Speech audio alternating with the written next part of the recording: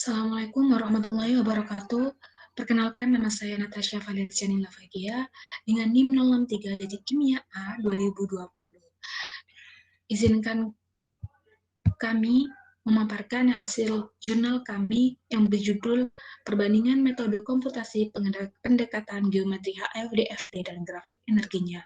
Sebelumnya saya mengucapkan terima kasih kepada Bapak Dr. IGD Gusti Madi Sanjaya, Magister Sains, selaku yang telah membimbing kami dalam perkuliahan sehingga kami dapat menyusun jurnal dengan sebaik mungkin meskipun masih banyak sekali ketidaksempurnaan yang terdapat dalam jurnal kami. Langsung saja di sini saya akan menjelaskan. Dalam hal ini tentunya pasti kita tidak akan asing dengan mengenal kata abstrak. Nah, sebelum menuju ke halaman selanjutnya, saya di sini akan membahas sedikit tentang abstrak, di mana abstrak sendiri merupakan hasil keseluruhan, pandangan keseluruhan dari jurnal kami.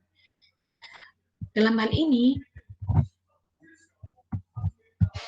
membaca bisa membaca sendiri mengenai abstrak. Dalam paragraf terakhir, dalam abstrak kami menyatakan bahwa metode DFT dapat menghitung suatu senyawa kompleks dengan lebih sederhana dan cepat, dengan hasil yang tidak jauh berbeda dari data eksperimen. Metode HF perhitungannya lebih negatif dan yang paling akurasi tetapi lama dalam HF. Terus selanjutnya, melangkah kepada pendahuluan, yakni penjelasan tentang di mana yang melatar belakangi kami dalam pembuatan jurnal pendekatan geometri, HF, DFT, dan grafik energinya. Dalam hal ini kita mencari terlebih dahulu makna dari komputasi. Komputasi sendiri bisa diartikan sebagai cara untuk menyelesaikan sebuah masalah dari inputan data dengan menggunakan algoritma. Tentunya dalam hal ini teknologi sudah semakin canggih. Kita bisa memanfaatkan berbagai teknologi untuk kebutuhan kita, baik kebutuhan secara saintis maupun secara sosial.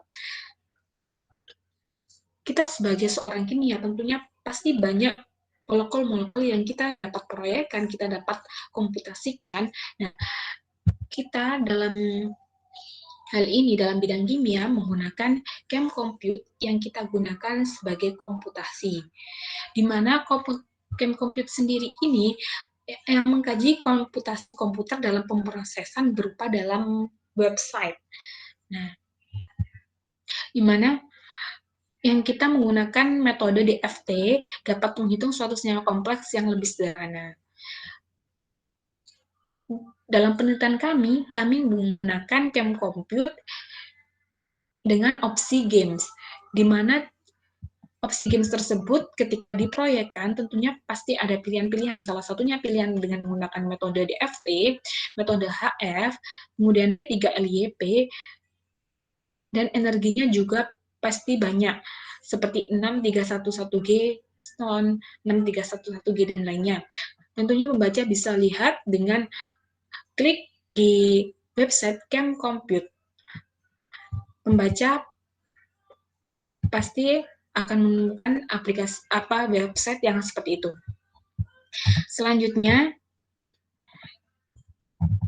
sedangkan hasil ramalan sendiri di FT energi berkaitan dengan kerapatan elektron suatu molekul, dan itu juga dapat diartikan sebagai koordinat Cartesian.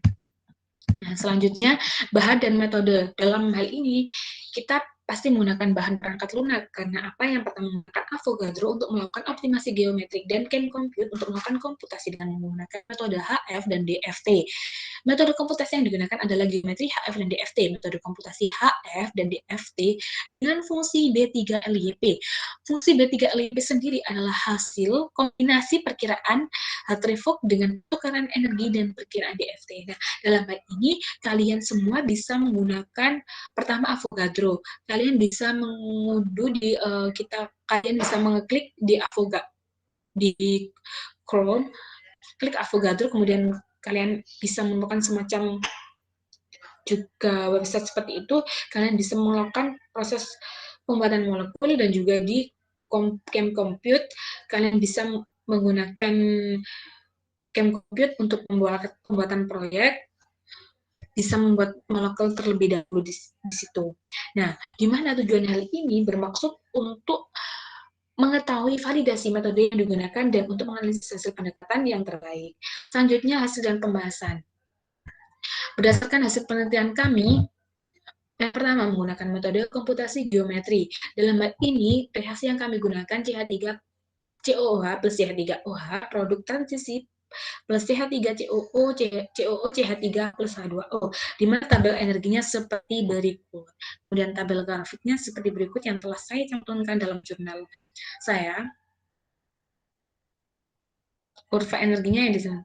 Hasil dari perubahan entalpi reaksi mengarah ke bawah, yakni menyatakan negatif, maka termasuk reaksi bersifat eksoterm yang menyebabkan adanya energi bebas dan entalpi semakin berkurang. Selanjutnya, yang kedua, komputasi menggunakan metode HF. Dalam hal ini, dalam penelitian kami, menghasilkan energi transisi dan produk seperti ini. Sebenarnya ini grafiknya ke bawah, namun saya sudah coba berulang, tapi tetap saja hasilnya ini tanda grafiknya sedikit berbentuk seperti ini. Jadi ini sebenarnya grafiknya ke bawah, sehingga menghasilkan juga sama, termasuk reaksi yang bersifat eksoterm.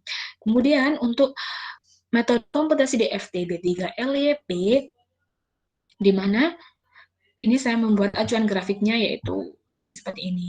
Kenapa saya hanya menyatukan satu? Karena pada dasarnya untuk komputasi DFT B3LYP grafiknya hampir sama seperti ini, tapi hanya kenaikan pada perubahan energinya saja, sehingga mungkin pembaca bisa mencoba di rumah seperti itu. Nah, ini hanya grafik acuan saja satu, intinya sama seperti ini, tapi mungkin ini bisa ke bawah sedikit, bisa ini sesuai dengan perubahan setiap masing-masing yang dikomputasikan sesuai dengan energi melalui SDLG dan seterusnya. Untuk metode DFT, kami menggunakan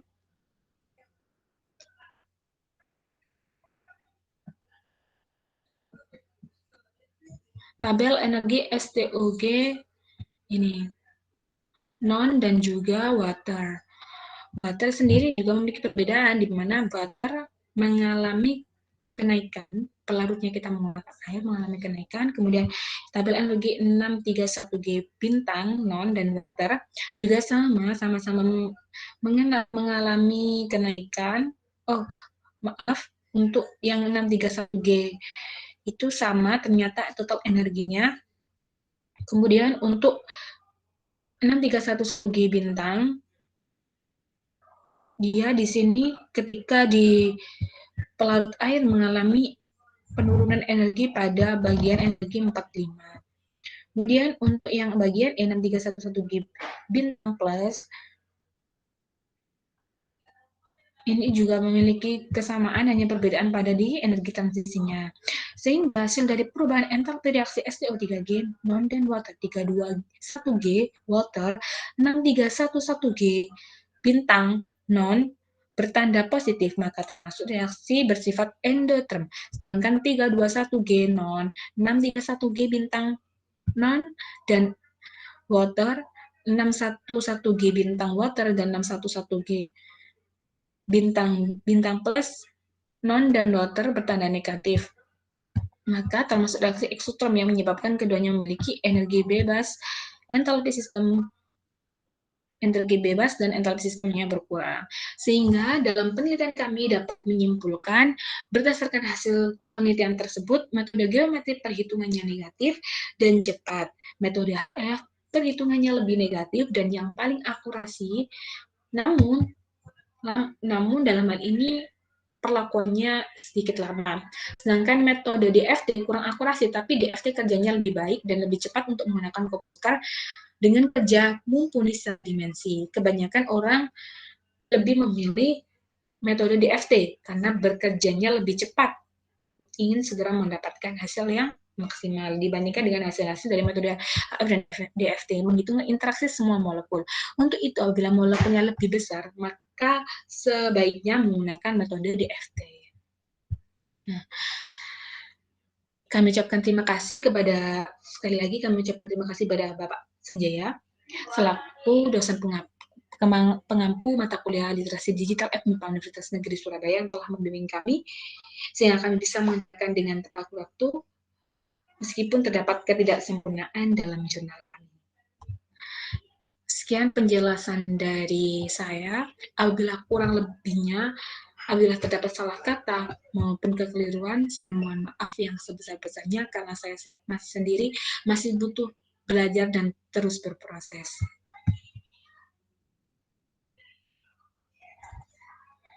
Saya akhiri. Wassalamualaikum warahmatullahi wabarakatuh. Terima kasih. Selamat membaca.